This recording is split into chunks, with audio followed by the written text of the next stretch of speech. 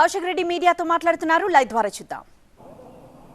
తెల్లారి లేవకంటే ముందే పొద్దున 5 గంటల నుంచి నా ఇంటి చుట్టూ కంచెలేసి పోలీసు వాళ్ళు పెద్ద ఎత్తున మోహరించి ఇవాళ మిమ్మల్ని ప్రివెంటివ్ అరెస్ట్ చేస్తూ ఉన్నాం, మీరు బయటికి వెళ్ళడానికి వీలు లేదు అని చెప్పి ఇవాళ నన్ను అరెస్ట్ చేయడం జరిగింది. నేను ఒక్కటే అడుగుతా ఉన్నాను, ఇవాళ గాంధీ గారిని స్ట్రేట్గా ఆన్సర్ చెప్పమని అడుగుతా ఉన్నాను. మీరు అన్నారు కదా ఇవాళ మీరు బీఆర్ఎస్ పార్టీలోనే ఉన్నాను, నేను కాంగ్రెస్ పార్టీలో చేరలే అని మీరు అన్నారు. నేను ఒకటే అడుగుతున్నా, మరి బీఆర్ఎస్ పార్టీలో మీరు ఉన్నప్పుడు నేను కూడా మీ సహచర ఎమ్మెల్యేనే కదా, మీ ఇంటికి వస్తా అని చెప్తున్నప్పుడు మీకు ఎందుకంత భయం అవుతుందని నేను అడుగుతా ఉన్నా. నేను మీ ఇంటికి వస్తా, ఇద్దరం కలిసి తెలంగాణ భవన్కి పోయి ప్రెస్ మీట్ పెట్టి బీఆర్ఎస్ పార్టీ కండువా కప్పుకొని ప్రెస్ మీట్ పెట్టి మనము కేసీఆర్ గారి దగ్గరికి పోదామని నేను చెప్పిన తప్పితే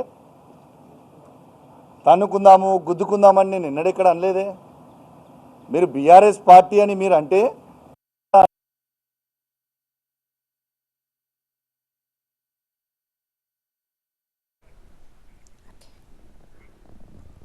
సో కౌశిక్ రెడ్డి మాట్లాడుతూ ఉదయం నుండి పోలీసు బందోబస్తు ఏర్పాటు చేశారు తన ఇంటి చుట్టూ అని. మరోవైపు రైట్ కౌశిక్ రెడ్డి మాట్లాడుతున్నారు. లైవ్ ద్వారా చూద్దాం. ఏం అభ్యంతరం అని నేను అడుగుతా ఉన్నాను. మీరు ఒక్కటే చెప్పండి, నాకు కావాల్సింది ప్రజలందరూ కూడా తెలంగాణ ప్రజలందరూ కూడా నవ్వుతా ఉన్నారు. మీరే ప్రెస్ మీట్ పెట్టి రేవంత్ రెడ్డి గారిని కలిసి కాంగ్రెస్ పార్టీ కండువా కప్పుకొని నేను కాంగ్రెస్ పార్టీలో చేరినానన్నది మీరే కదా, నేను కాదు కదా అన్నది మీరే కదా. మరి మీకు ఎందుకంత భయం అవుతుందని నేను అడుగుతా ఉన్నాను. ఇలా ఒక్కటే చెప్తా ఉన్నాను, ఇలా బ్రోకర్ గారు కౌశిక్ రెడ్డి అని నువ్వు అన్నావు. అసలు బ్రోకర్ కానీ నేనా, బ్రోకర్ కానీ నువ్వా అని నేను అడుగుతా ఉన్నాను. ఇలా చంద్రబాబు నాయుడు గారి పార్టీలో 2014లో గెలిచి చంద్రబాబు నాయుడు గారితో 14లో గెలిచి చంద్రబాబు నాయుడు గారిని మోసం చేసినావు. మళ్ళా బీఆర్ఎస్ పార్టీలో కేసీఆర్ గారి నాయకత్వంలో గెలిచి మళ్ళా కేసీఆర్ గారిని మోసం చేసినావు. మళ్ళా ఇవాళ కాంగ్రెస్ పార్టీలో చేరినావు. మరి పూటకో పార్టీ మారేటోడు బ్రోకరా, ఒక బీఫామ్ మీద గెలిచి అదే పార్టీకి అండగా నిలుచున్నాడు బ్రోకరా? ఒక్కసారి నువ్వు ఆలోచన చేసి చెప్పు.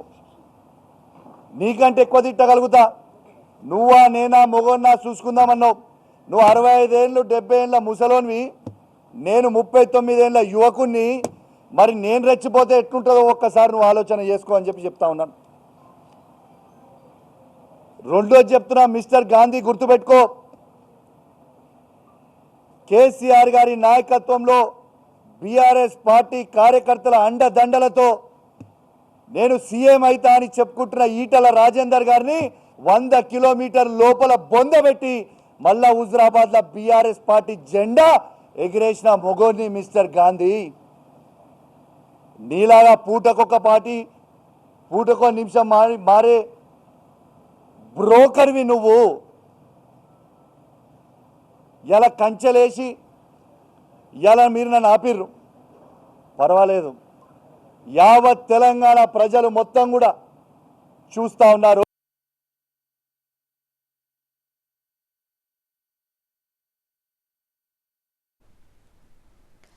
బీఆర్ఎస్లోనే ఉన్నా కాంగ్రెస్లో చేరలేదు అని ఇప్పుడు అరికెపూడి గాంధీ చెప్తున్నారు. కానీ ఆయనే స్వయంగా ప్రెస్ మీట్ ఏర్పాటు చేసి తాను కాంగ్రెస్లోకి వెళ్ళానన్న విషయం ఆయనే చెప్పారని, ఆయన మాటలకి ప్రజలు కూడా నవ్వుకుంటున్నారని కౌశిక్ రెడ్డి వ్యాఖ్యానిస్తున్నారు. మరోవైపు మరి బీఆర్ఎస్లోనే ఉన్నానన్నప్పుడు తాను ఇంటికి వస్తాను, కండువా కప్పుకొని బీఆర్ఎస్ జెండా ఎగరేసి పార్టీ కార్యాలయానికి వెళ్ళి అక్కడ ప్రెస్ మీట్ పెట్టి కేసీఆర్ని కలుద్దామంటే ఎందుకు భయపడుతున్నారంటూ కౌశిక్ రెడ్డి ప్రశ్నిస్తున్నారు. అయితే అప్పుడు హరీష్ రావు గారితో ఫోన్ మాట్లాడి పర్మిషన్ తీసుకొనే మరీ చెప్తా ఉన్నాను. రేపు పొద్దున 11 గంటలకి రేపొద్దున 11 గంటలకి మా మేడ్చల్ జిల్లా పార్టీ ఆఫీస్ షంబీర్పూర్ రాజు గారి నాయకత్వంలో ఆడి నుంచి మేమందరం కలిసి వేలాది మంది కార్యకర్తలు అందరం కూడా మన బీఆర్ఎస్ పార్టీ ఎమ్మెల్యే గాంధీ గారి ఇంటికి పోదామని చెప్పి సందర్భంగా తెలియజేస్తా ఉన్నాను. రేపు దయచేసి కోరుతా ఉన్నాను, బీఆర్ఎస్ పార్టీ ప్రతి కార్యకర్త, జీహెచ్ఎంసీలో ఉన్న ప్రతి కార్యకర్త, ఇలా ఉమ్మడి రంగారెడ్డి జిల్లాలో ఉన్న ప్రతి బీఆర్ఎస్ పార్టీ కార్యకర్త రేపు అందరం కలిసి 11 గంటలకి గాంధీ గారి ఇంట్లోకి ఖచ్చితంగా రేపు పోదాము. ఆడ బ్రేక్ఫాస్ట్ తిందాము, ఆడ లంచ్ తిందాము. గాంధీ గారు కండువ కప్పుకున్న తర్వాత గాంధీ గారిని తీసుకొని తెలంగాణ భవన్కి పోయి ప్రెస్ మీట్ పెట్టి అక్కడి నుంచి గాంధీ గారిని కేసీఆర్ గారి దగ్గరికి తీసుకొని పోదాం. స్వాగతం పలుకుదాం, స్వాగతం పలుకుదాం. దయచేసి కేసీఆర్ గారి మీద ఉన్న అభిమానం ఉన్న ప్రతి కార్యకర్త, కేటీఆర్ గారి మీద అభిమానం ఉన్న ప్రతి కార్యకర్త, హరీష్ రావు గారి మీద అభిమానం ఉన్న ప్రతి కార్యకర్త అందరం కూడా పెద్ద ఎత్తున రేపాడికి పోదామని చెప్పి సందర్భంగా తెలియజేస్తా ఉన్నాను. రేపు 11 గంటలకి ఖచ్చితంగా 11 o'clockకి మేము రేపు షంబీర్పూర్ రాజు మన మేడ్చల్ పార్టీ ఆఫీస్ దగ్గర నుంచి స్టార్ట్ అవుతాం. ఆయన ఇల్లు అదే జిల్లా కిందికి వస్తుంది, ఆడికే పోదాం. ఆడి నుంచి అందరం కలిసి మేము మన మేడ్చల్ పార్టీ ఆఫీస్ దగ్గర నుంచి స్టార్ట్ అవుతాం. ఆయన ఇల్లు అదే జిల్లా కిందికి వస్తుంది, ఆడికే పోదాం. ఆడి నుంచి అందరం కలిసి ఆ ఇంటికి పోయి స్వాగతం పలుకుదాం. మళ్ళీ ఏమంటాడు, బీఆర్ఎస్ పార్టీతో ఆయనకు పంచాయతీ కాదట, కౌశిక్ రెడ్డితోనే ఆయనకు పంచాయతీ అట. నీకు నాకేమైనా భూమి తగాదాలు ఉన్నాయా? నీకు నాకేమైనా అన్నదమ్ముల పంచాయతీలు ఉన్నాయా? ఎస్, నేను అడిగింది ఏంది, నువ్వు చెప్పే జవాబేంటిది, నువ్వు మాట్లాడేది ఏంటిది? నిర్సిగ్గుగా నిర్లజ్జగా నువ్వు మాట్లాడే మాటలు యావత్ తెలంగాణ ప్రజలు మొత్తం కూడా వింటా ఉన్నారు. అసలు నువ్వు బీఆర్ఎస్ బీఫామ్ మీద గెలిచి కాంగ్రెస్ పార్టీలో చేరనికి నీకు సిగ్గనిపిస్తలేదాయా? ఎట్లా ఈ కష్టకాలంలో పార్టీ వదిలిపెట్టి పోవాలనిపిస్తా ఉంది?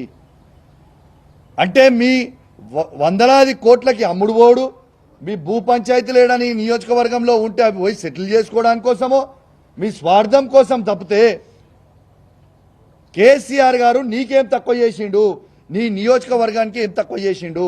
ఈ నియోజకవర్గాన్ని మొత్తం భారతదేశమే తిరిగి చూసే విధంగా అభివృద్ధి చేసిండు కదా కేసీఆర్ గారు. ఇలా ఖచ్చితంగా సరే, నువ్వు ఇంత పెద్ద పెద్ద మాటలు మాట్లాడుతున్నావు కదా, ప్రజాస్వామ్యంలో తన్నుకునుడు గుద్దుకునుడు పెద్ద ఇష్యూ కాదు. నిజంగా తన్నుకుందామంటే రా, నువ్వు ఒక్కనివి రా, నేను ఒక్కని వస్తా, ఇద్దరం తన్నుకుందాం, ఆడ తీసుకుందాం, ఎవరికో బలవంతులో చూసుకుందాం, అదే ప్రాబ్లం ఏం లేదు. కానీ ప్రజాస్వామ్యంలో అది ఒప్పుకోరు కదా. నీకు దమ్ము ఉంటే, నువ్వు మొగోనివే అయితే, నీకు చీమురు నెత్తురు ఉంటేనే నీ ఎమ్మెల్యే పదవికి రాజీనామా చేసి మళ్ళీ బై ఎలక్షన్కి రా, వచ్చి గెలిచి చూపి నువ్వు దమ్ము నోనాలి, అప్పుడు ఒప్పుకుంటాను. రిజైన్ చేయి, నీకు దమ్ముంటే నువ్వు రిజైన్ చేయి అంటున్నా నేను. నీకు దమ్ముంటే నువ్వు రిజైన్ చెయ్యి. Come will go for election, ఆడ చూసుకుందాం. అది నిజమైన ప్రజాస్వామ్యం కదా. నీ దమ్మేందో, మా కేసీఆర్ నాయకత్వంలో మా దమ్మేందో మేము చూపిస్తాం. You please resign. Straight answer. నువ్వేదో తిట్టి డైవర్ట్ చేసి టాపిక్ ఏదో చేద్దామన్నా, ఐ వాంట్ స్ట్రేట్ ఆన్సర్. నువ్వు బీఆర్ఎస్ పార్టీ ఎమ్మెల్యే అయితే మీరు రాండి, స్ట్రేట్గా టీఆర్ఎస్ భవన్కి పోదాము, తెలంగాణ భవన్కి పోదాము, ప్రెస్ మీట్ పెడదాము, అక్కడి నుంచి కేసీఆర్ గారి దగ్గరికి పోదాము. లేదు అంటే నువ్వు కాంగ్రెస్ పోయినవా నువ్వు అనుకుంటే చక్కగా రిజైన్ చేయి, ఎలక్షన్కి పోదాం, నీ దమ్మేందో మా దమ్మేందో చూసుకుందాం. రేపు మాత్రం ఖచ్చితంగా ఇవాళ పోలీస్ నిర్బంధంలో నన్ను ఆపినో, నన్నే కాదు మీడియా వాళ్ళని కూడా లోపల రానియలే, చాలాసేపు మీడియా వాళ్ళని కూడా లోపల రానియలే మీరు. ఇవాళ ఖచ్చితంగా రేపు 11 గంటలకి మేము ఆడి నుంచి బయలుదేరుతాం. ఖచ్చితంగా మీకు చెప్తా ఉన్నాం, గాంధీ గారి ఇంటికి పోతాం. గొడవకు కాదు మేము పోయేది. ఆయన మా బీఆర్ఎస్ పార్టీ ఎమ్మెల్యే అంటుండు కాబట్టి మా షేర్లింగంపల్లి కాన్స్టిట్యున్సీలో ఉన్న బీఆర్ఎస్ కార్యకర్తలు, మా ఉమ్మడి రంగారెడ్డి జిల్లాలో ఉన్న బీఆర్ఎస్ కార్యకర్తలు, జిహెచ్ఎంసీలో ఉన్న బీఆర్ఎస్ కార్యకర్తలు అందరం కూడా ఆడ మీటింగ్ పెట్టుకోవడానికి పోతున్నాం. ఆయనకు స్వాగతం పలికి తెలంగాణ భవన్కి తీసుకొచ్చి మళ్ళా కేసీఆర్ గారి దగ్గరికి తీసుకుపోతామని చెప్పి సందర్భంగా తెలియజేస్తా ఉన్నాను.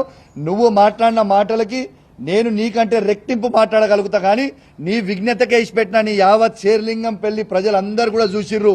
మైనంపల్లి హనుమంతరావు కూడా అల్వాల్లో మీటింగ్ పెట్టినప్పుడు ఇదే విధంగా కేటీఆర్ గారిని నోటికొచ్చినట్టు దూషించిండు. 50,000 మెజారిటీతో ఓడిపోయిండు.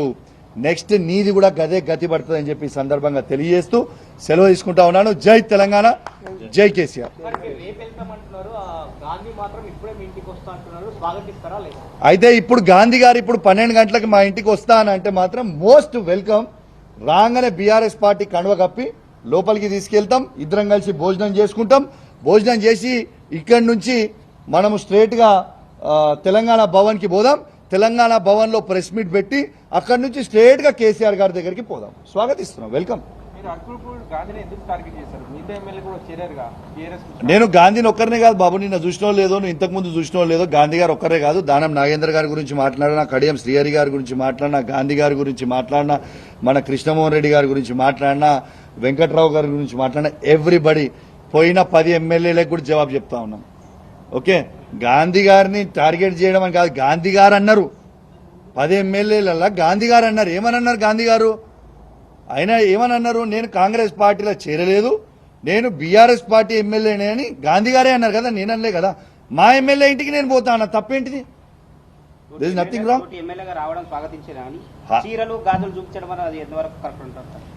ఈ సంస్కారం నేను నేర్పలే. ఈ సంస్కారం ఈ రాష్ట్ర ముఖ్యమంత్రి అయిన రేవంత్ రెడ్డి గారు నేర్పిర్రు. అదే కరెక్ట్ అని నేను అనుకున్నా.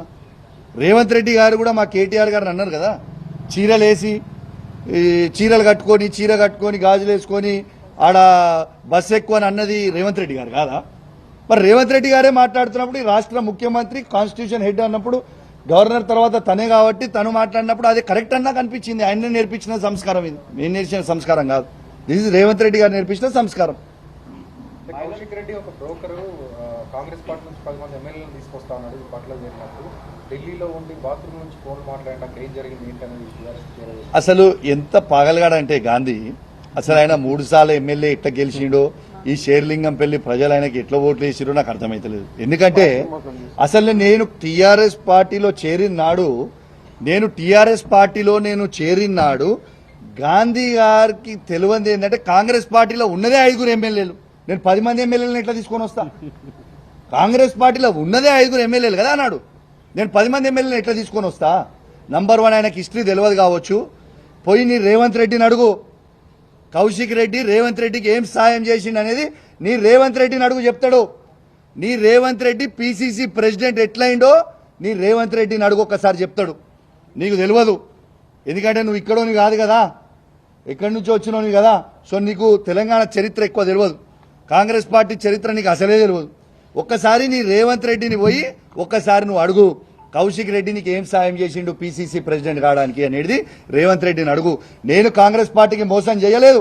ఆనాడు రేవంత్ రెడ్డి గారు ఈటల రాజేందర్ గారికి 25 కోట్ల రూపాయలకి అమ్ముడు పోయింది. ఆ రోజు ఆయననే బాజాబ్తు ఏబిఎన్ ఛానల్లో ఇంటర్వ్యూ ఇచ్చి కాంగ్రెస్ పార్టీ అధ్యక్షుడు ఉండుకుంటూ, మీరు రికార్డ్స్ తీయండి, కాంగ్రెస్ పార్టీ అధ్యక్షుడు ఉండుకుంటూ ఏబిఎన్ ఇంటర్వ్యూలో బీజేపీ క్యాండిడేట్ అయిన ఈటల రాజేందర్ గెలుస్తాడని ఆ రోజు రేవంత్ రెడ్డి గారు చెప్పిర్రు. రేవంత్ రెడ్డి గారు అమ్ముడు వేయండి తప్పితే నేను అమ్ముడు పోలేదు. నువ్వు రేవంత్ రెడ్డి గారు మోసం చేసిరు. రెండోది, ఇలా బీఆర్ఎస్ పార్టీ బీఫామ్ మీద గెలిచి పార్టీకి అండగున్న కౌశిక్ రెడ్డి గొప్పోడా, బీఆర్ఎస్ పార్టీ బీఫామ్ మీద గెలిచి పార్టీలు మారిన గాంధీ గొప్పోడా? ఒక్కసారి ఆలోచన చేయండి. ఇలా బ్రోకర్ ఎవరు? ప్రజలు నిర్ణయించుకుంటారు బ్రోకర్ ఎవరని. This is clear.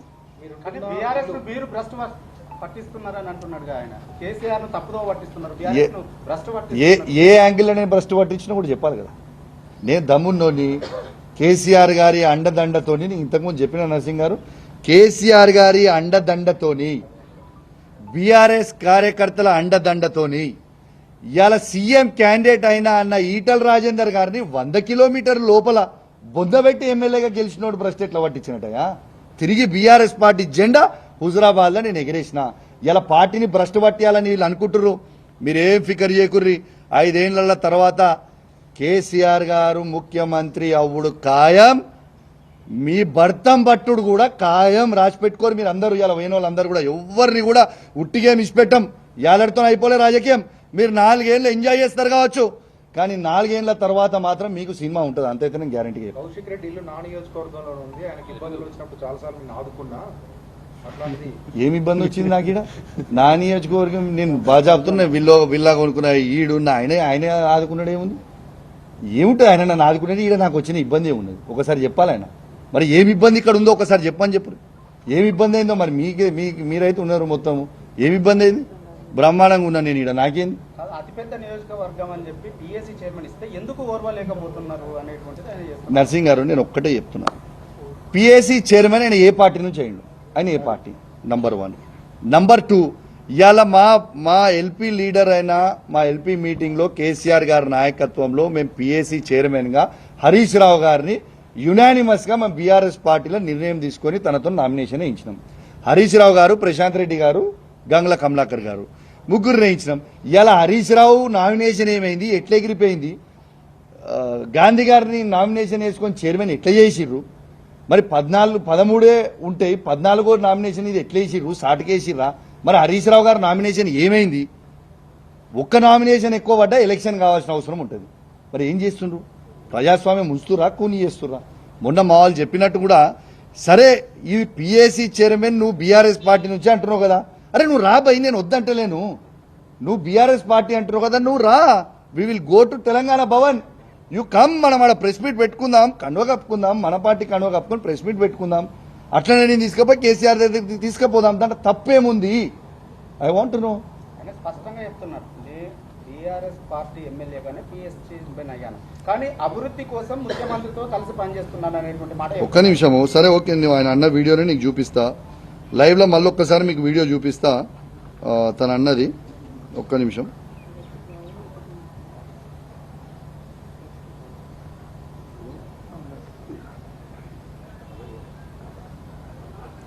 ఇవాడి గాంధీ గారు అన్న వీడియో ఒకసారి. సీనియర్ నాయకులు చాలా మంది మిత్రులు, శ్రేయభిలాషులు అందరూ కూడా నిన్న ఫోన్ చేయటం, వారి అనుమతి తీసుకొని వారందరి సమక్షంలో వాళ్ళ కలిసి కాంగ్రెస్ పార్టీలో చేరడం జరిగింది. మాక్సిమం ఉంది. క్లియర్ గా నర్సింగ్ గారు నిన్న కూడా మీకు ప్రెస్ మీట్ లో చూపించిన, ఈ clearly says that is joint Congress party. ఎవరు వద్దంటారు? క్లియర్లీ సేస్ ఈ జాయింట్ కాంగ్రెస్ పార్టీ. దాంతో మాకెట్లా అసలు ప్రతిపక్షానికి పిఎస్సి చైర్మన్ ఇచ్చుడు అనేది ఆనవాయితీ. ఇలా పార్లమెంట్లో ఎవరు పిఎస్సి చైర్మన్? వేణుగోపాల్ గారు. ఇవాళ మా ప్రభుత్వం ఉన్నప్పుడు కూడా చైర్మన్ ఎవరు? కాంగ్రెస్ వాళ్ళే కదా, ఒకసారి అక్బరుద్దీన్ కదా. మరి అసలు ఎందుకు నేను ఇదంతా చర్చ వద్దు బ్రదర్. నువ్వు బీఆర్ఎస్ పార్టీ ఎమ్మెల్యే అన్నావు కదా, నువ్వు రా, మా కండువ కప్పుకొని మా భవన్కి రా, మా కేసీఆర్ గారి దగ్గరికి రా, బస్ అంతే. దీనికి చర్చ అవసరం లేదు, రైట్? నువ్వు మా బీఆర్ఎస్ పార్టీ ఎమ్మెల్యే అన్నావు కదా, రేపు 11 గంటలకు మాత్రం 100% మా బీఆర్ఎస్ పార్టీ కార్యకర్తలు అందరం మీ దగ్గరకు వచ్చి నేను స్వాగతం పలికి గొడవకి రాస్తూ వస్తలే. మళ్ళీ కూడా చెప్తున్నా నీకు, గొడవకు వస్తలేము. ఇవాళ నువ్వు పోలీసు వాళ్ళని అడ్డం పెట్టి మమ్మల్ని నిర్బంధించినట్టు మళ్ళీ రేపు చేయకు. నువ్వు పోలీసు వాళ్ళని పెట్టుకోకు, మేము పోలీసు వాళ్ళని పెట్టుకోము, మోస్తాము కలిసి. గొడవేం లేదు కదా, నువ్వు మన పార్టీ ఎమ్మెల్యే కదా, కలిసి పోదాము, తెలంగాణ భవన్ పోదాం, కేసీఆర్ గారి దగ్గరికి పోదాం, తప్పేముంది బయలా? రెడీ రమ్మంటున్నా నేను. గాంధీ గారిని రమ్మంటున్నా, రాగానే కండువ కప్తా. ఒక్క నిమిషం, దమ్ము తెలుసుకోనికే ఇక మనమేమి ఫైటింగ్ చేసుకోనికే లేం కదా. ఒక్క నిమిషం ఆగు. దమ్ము తెలుసుకోవడానికి ఏమి ఇక్కడ గుద్దుకుందామా ఇద్దరమే? అయినా నేను సింగిల్గా గుద్దుకుందామా, మందితో గుద్దుకుందామా? అరే సింగిల్గా రమ్మని భయ్, గుద్దుకుందాం కొట్టుకుందాం అంటే రమ్మను. సింగిల్ దగ్గర మందితో చేసుకుందాం అంటే చెప్పు, మందితో ఏ టైంకి ఎడికి వద్దామో చెప్పు, మందితో కొట్టుకుందాం. కానీ అది ప్రజాస్వామ్యం కాదు కదా. నువ్వు అడిగిన దానికి జవాబు చెప్పు. కొట్టుకోవడం గుద్దుకోవడం, అరే భయ్ నీకు మళ్ళీ చెప్తున్నా, 65 ఏళ్ళ ముసలోడు, నేను 39 ఏళ్ళ యువకుడిని, ఆయనకే అంత దుల్లుంటే నాకు ఎంత ఉండాలి బ్రదర్? నేను చేయలేనా ఏంది? గ్యారీ చేసుకొని కొట్టుకోలేమా? కొట్టుకోవాలనుకుంటే దట్ రాని భయ్, నేను వస్తే కొట్టుకోనికే రమ్మని నేను అనలే కదా, రమ్మంటున్నా నేను. రా, మా బీఆర్ఎస్ పార్టీ కండువా ఇట్లా కప్పి మంచిగా తీసుకొని లోపల ఇంటికి తీసుకుపోయి భోజనం పెట్టించి మళ్ళీ 1 o'clockకి 1:30కో 2 o'clock తెలంగాణ భవన్ పై ప్రెస్ మీట్ పెట్టి కేసీఆర్ గారి దగ్గర తీసుకుపోతాం. స్వాగతం కదా మాకు కూడా, మా ఎమ్మెల్యే గారు మా పార్టీకి వచ్చేస్తాం వాపస్ అని అంటే we are very happy, we are welcoming him.